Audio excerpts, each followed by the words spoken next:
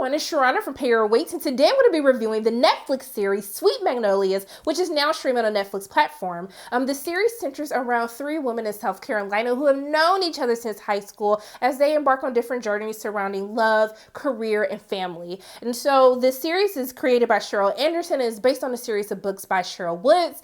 And I have to say that Netflix is coming for Lifetime's next. They coming from Hallmark's next, okay?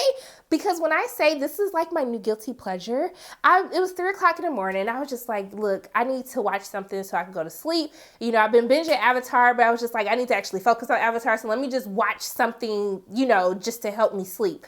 And I thought I saw it said Still Magnolias. I was like, what? They didn't turn Still Magnolias into a TV show? I love that movie. But then I realized it said Sweet Magnolias. So I started watching it. I was just like, this feels like it's going to be very predictable, and I can tell you everything that's going to happen. And 10 hours later, I watched the whole series, and I was just like, girl, what are you doing? But I found myself, I kept clicking next, because I need to know what is happening. And I think that what Still Magnolias, what Sweet Magnolias does very well is it gets you invested into the characters. And I think that these women, Joanna Swisher, Brooke Elliott, Heather Headley, who play Dana Sue, Helen, and Maddie, they are very convincing as like longtime childhood friends. I truly felt that the women had very great chemistry with one another. You believe that they loved and cared for one another, that they love and care for, you know, their kids, their family. Like they just felt like this big family unit. And I was just like, I just want to be a part of something like that. Mama, if you're watching it, I feel loved, okay? I'm just saying, like the love that they had, I just want like a little dash of what they were having. And even with the kid drama, so there's a lot of teenage drama that happens in this, but it's not too crazy. It's not like Degrassi, it goes there. But I actually found the kids to be entertaining, and whoever it is that plays Kyle, he looks exactly like Justin Bieber. I don't know if that was just me. I don't know if it was the haircut he had, but I was just like, Kyle, you look just like Justin Bieber. Just let me know if you guys know in the comment section below if you watched it, do you agree with me or not? But I was invested. I was really invested in what was happening with the kids. I was invested with everyone's storyline, but Maddie has like the most dramatic storyline that's happening with her little raggedy husband, Bill. Oh, he's so raggedy. He had me heated. Baby, that man had me so heated, I had to sit up out of my bed a couple of times. And then I had to pause it and just be like, he did not just do that. He did not just say that. And Chris Klein, which I know he's been in stuff since, but I don't think it was anything that I normally watch. So it was like nice seeing him, even though we got to work on that southern accent, honey. But I would say that I felt invested in everything that was happening with the characters. I loved everyone's storylines. I did for the first half of the season. I thought that they did Dana Sue's character like a little bit dirty, but then they made up for it in the second half of the season. I don't want to give away any spoilers, so I can't necessarily talk about it. And I might just do a spoiler review because I have a lot of thoughts on this film. But as I said, the most endearing part of this is just the subject matter. I think that is something that families can watch. Nothing's too risque or nothing's too crazy that happens in it. I do think a lot of people be like, this is so Lifetime. There's Christian elements to it, but I don't think it beats you over the head for those who like, I don't want to do anything with religion. It's not that bad, y'all. I'm just saying. But it does feel like a family show. I felt like I could watch this with my girlfriends. I feel like if there were kids around, you could still watch the show as well. I think that there are topics that they deal with that can foster like good conversations to have with your kids who may be going through some of the same situations that the characters are going through with this show. And then the end of the season ends with this crazy cliffhanger, and I was just like, no, I need answers. Like, are we getting a season 2? I need to figure out what happens. Like, that's how we just gonna leave this? Like, you just gonna give me the drama, the dramatics, and you just gonna turn it off? You just gonna end with a cliffhanger? That's what we're doing right now.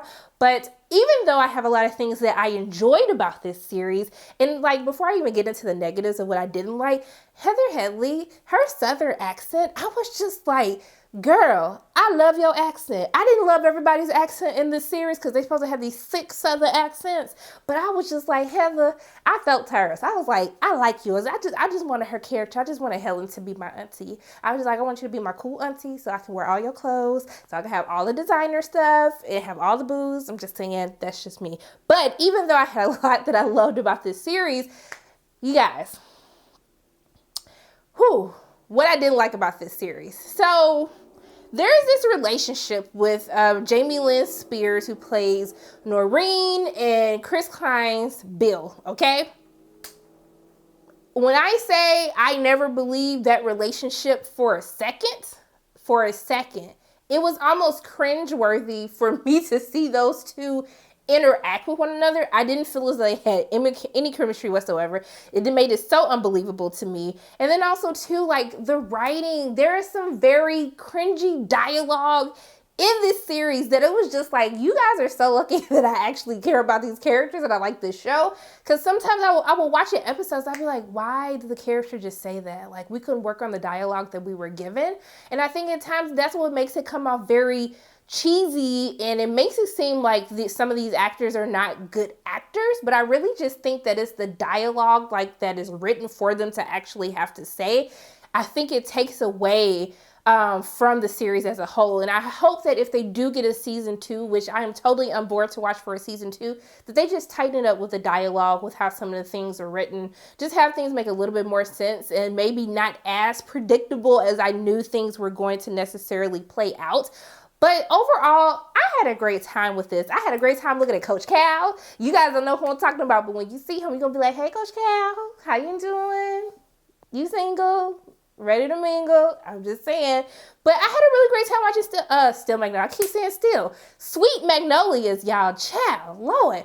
I had a great time watching this. I really wish they like pubbed this a little bit more, because this came out of like nowhere. Literally, if I had not been up at 3 a.m. and I just saw it on the front page, I would have never known that this series existed. So I do hope that more people watch it. If you are into like some cheesy, melodramatic, like just the drama, okay, good family dynamics, not all good family dynamics, but good family things that happen in it, or just stories about strong women, strong representation, diverse representation on screen, I think that this series is for you guys. So let me know in the comment section below, what did you think about Sweet Magnolias? But those are my thoughts on the series. As always, my name is Cheryl from Pay or Wait. And if you like what you saw today, make sure you hit the like button, hit subscribe, share this video with your friends, and make sure you hit that notification bell. And I love you guys 3000. I'll see you soon.